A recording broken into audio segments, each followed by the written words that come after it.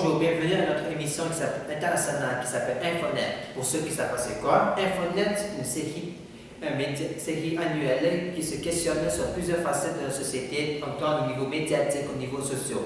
Dans cet épisode spécial d'aujourd'hui, on va se questionner sur un sujet que peu de personnes prennent la tente d'y analyser, qui est sur les téléséries. D'abord, laissez-moi vous expliquer qu'est-ce qu'une télésérie. En effet, une télésérie, c'est un téléfilm qui est composé d'une histoire longue qui est coupée en plusieurs épisodes. Chacun de ces épisodes possède une histoire qui est unique l'un de l'autre. Par contre, on retrouve l'histoire générale qui permet de connecter chaque épisode ensemble. Et c'est la forme d'une télésérie. On peut aussi remarquer que les téléséries sont soit publiées de façon quotidienne ou hebdomadaire. Dans notre société actuelle, vous pouvez remarquer évidemment qu'il existe une multitude de téléséries qu'on a accès grâce à la technologie des médias modernes. Par contre, pour assurer que chacune des téléséries convienne au goût des différents téléspectateurs, ces derniers sont classifiés selon des genres. Voici quelques exemples. Les vidéos qui vont suivre représentent des illustrations simples des différents genres de téléséries qui seront présentées. La première genre de série que je vais vous présenter est la série humoristique. Comme le nom l'implique, les séries humoristiques ont pour but de faire rire les téléspectateurs. Il peut arriver que certaines séries humoristiques se caractérisent par le fait qu'il n'ait aucune histoire qui relie chaque épisode l'une de l'autre. Ainsi, chaque épisode possède une histoire unique. Elle n'est pas connectée avec l'épisode précédent ou la suivante. La série de Mr. Bean, qui est une série britannique de comédie, en est un exemple. Par contre, cela n'empêche pas d'avoir aussi des séries de comédie qui possèdent une histoire qui interrelie chacun épisode. La série How I Met Your Mother, centrée sur l'histoire d'elle qui raconte à ses enfants sa période de célébrité, en est un exemple.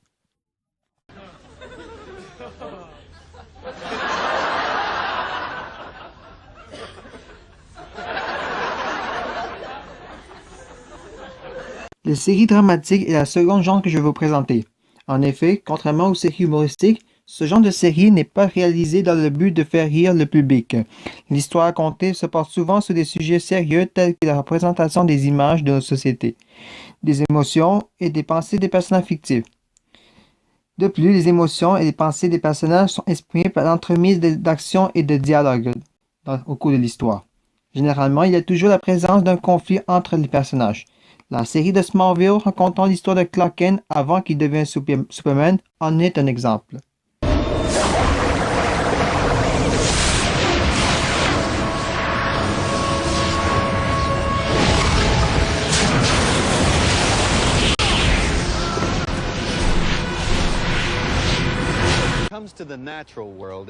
Le dernier genre de série que je vais vous présenter serait la documentation. En effet, contrairement aux séries humoristiques et de drame, les documentaires sont des séries qui représentent le réel absolu de notre société. Alors, il n'y a pas de fiction. Ce genre de série informative a pour but d'informer les téléspectateurs sur des faits, des reportages, des informations sur plusieurs facettes de notre monde. Il y a souvent l'application d'experts dans les sujets présentés. La série The Nature of Things est un exemple de série présentée par l'environnementaliste David Suzuki. C'est une série qui présente l'analyse de plusieurs aspects scientifiques au sujet des faunes et des flores de notre monde. But many. We all assumed, somewhat naively, that nothing would happen to Lake Winnipeg. Well, it did. Next time on The Nature of Things. Malgré que le but de la présentation des téléséries est centré sur le divertissement, certains téléspectateurs sont influencés différemment. Tout d'abord, certaines influences sont contribuables autant pour les téléspectateurs que pour les producteurs de téléséries. Au niveau social, certains téléspectateurs ont un désir ardent de rencontrer leurs idoles. Enfin, à ce que je sache, chaque individu a son propre personnage préféré dans une série spécifique.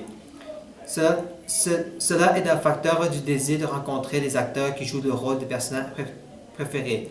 Par exemple, les conventions universelles telles que San Diego Comic-Con ou WonderCon offrent au public l'opportunité de rencontrer des réalisateurs et des acteurs incarnant leur personnage préféré.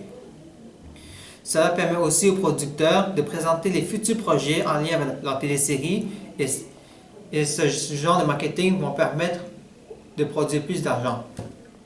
Toutefois, il existe des impacts qui peuvent influencer négativement les auditeurs. Par exemple, certains téléspectateurs se confondent la fiction de téléséries à la réalité.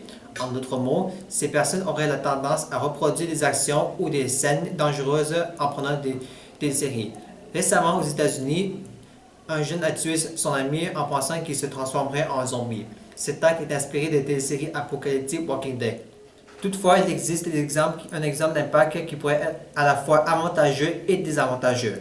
En effet, certains groupes de médias composant de plusieurs journalistes peuvent critiquer ou commenter sur des séries télévisées. IGN, IMDb, Rotten Tomatoes, les journaux tels que New York Times sont des exemples de groupes médiatiques qui critiquent ces téléséries.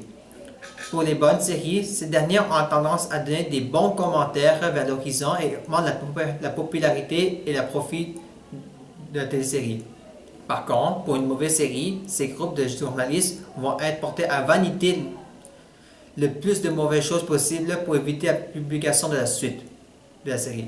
En effet, connaissez-vous le salaire annuel ou le salaire mensuel des acteurs et des producteurs derrière les multitudes de séries? Et en plus, connaissez-vous l'histoire et l'évolution des téléséries à travers notre empire médiatique depuis sa première apparition? Je vais maintenant vous laisser un expert pour vous expliquer en détail et éclairer sur ce sujet. Merci Félix. De nos jours, les téléspectateurs ne se contentent plus de regarder leur émission de télévision à un rythme imposé. Ils préfèrent regarder leurs séries à leur sortie en DVD ou sur leur ordinateur de manière légale ou illégale. Je vais donc vous expliquer l'évolution qu'il y a lieu dans les moyens de diffusion des séries télé. Tout d'abord, les grands réseaux de télévision tels que NBC, CBC, V et plusieurs d'autres ont dominé le monde de la diffusion. Ces networks dépendent des revenus publicitaires et donc des taux d'audience pour financer leurs activités. Ensuite, l'arrivée des chaînes de câble a suscité l'attention de plusieurs auditeurs.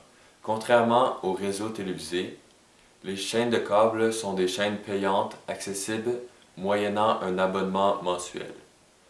En contrepartie, il n'y a pas de pause publicitaire sur ces dernières, ce qui attire une grande clientèle. La stratégie des chaînes du câble consiste prioritairement à attirer de nouveaux abonnés et à satisfaire ceux déjà fidèles avec des séries originales. On trouve sur ces chaînes plusieurs programmes et notamment des séries plus risqués et moins consensuels pour atteindre ces objectifs. Un bon exemple de chaîne serait HBO, qui est un pionnier dans la matière. Devant le grand succès du modèle de HBO, les autres programmes ont voulu ajuster leur modèle afin de rivaliser avec la compétition. Ils ont donc produit eux aussi des séries originales pour attirer les téléspectateurs. Cependant, il y a encore des personnes non satisfaites qui utilisent les avancées technologiques d'Internet pour regarder leurs téléséries illégalement. Pour contrer ces fâcheuses habitudes, un nouveau diffuseur est né pour combler autant que possible les divers besoins des amateurs de séries télé. Je parle bien sûr de Netflix. Voici pourquoi Netflix vient rejoindre une énorme clientèle. D'abord, cette plateforme est facile d'accès sur plusieurs outils électroniques. De plus, tous les épisodes d'une série sortent une même date. Et enfin, il ne faut attendre après aucune pause publicitaire pour regarder notre émission. En bref, Netflix sait bien s'adapter aux envies des mordus de téléséries. Maintenant, laissez-moi vous parler des revenus que peut apporter l'industrie des téléséries. Je suis sûr que vous aimeriez savoir combien d'argent reçoit un acteur par année. En voici un bon exemple. En 2012-2013, les deux acteurs américains ayant été les plus payés jouaient dans la série télé Mon oncle Charlie, qui est la version française de Two and a Half Men. Ces acteurs, Ashton Kutcher et Jon Cryer, ont reçu autour de 15 millions de dollars chacun, pour un grand total de 32,2 millions de dollars seulement pour cette série télé. Tous ces montants d'argent ne découlent pas de rien. Il y a quelques facteurs qui contribuent au salaire des acteurs. Premièrement, il y a l'expérience d'un acteur qui augmentera sa paye. Donc, plus l'acteur a de temps de caméra dans sa carrière, et plus il est connu, plus son salaire augmentera. Deuxièmement, les codes d'écoute élevés d'une émission, souvent grâce à un acteur en particulier, permettent d'augmenter les revenus d'un acteur. Un bon exemple de cela provient de la série télé Tout le monde aime Raymond. En 2004, l'acteur principal de la série, Raymond Romanos, a été payé 50 millions. Ce montant d'argent incomparable est expliqué par le fait que les producteurs voulaient absolument garder l'acteur parce qu'il apportait tout près de 20 millions de téléspectateurs par épisode. Finalement, la réalité des téléséries américaines n'est pas la même que celle des séries québécoises. La particularité des séries du Québec est qu'ils tournent souvent autour du même genre, soit les téléromans dramatiques. Il y a un manque de diversification, ce qui diminue l'étendue des auditeurs. De plus, les séries sont destinées à un public francophone seulement, donc elles ont moins de visibilité pour se faire connaître. En bref, le succès des téléromans québécois ainsi que les acteurs performants dans ceux-ci est considérablement plus petit que les téléséries américaines. Merci M. Fouquet pour vos explications.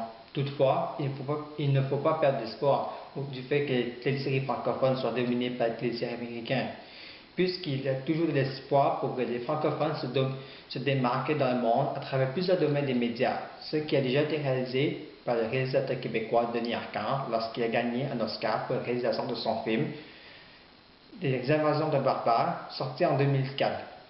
Et ceci conclut la présentation de cet épisode de Infonet et on vous souhaite de vous revoir une prochaine fois.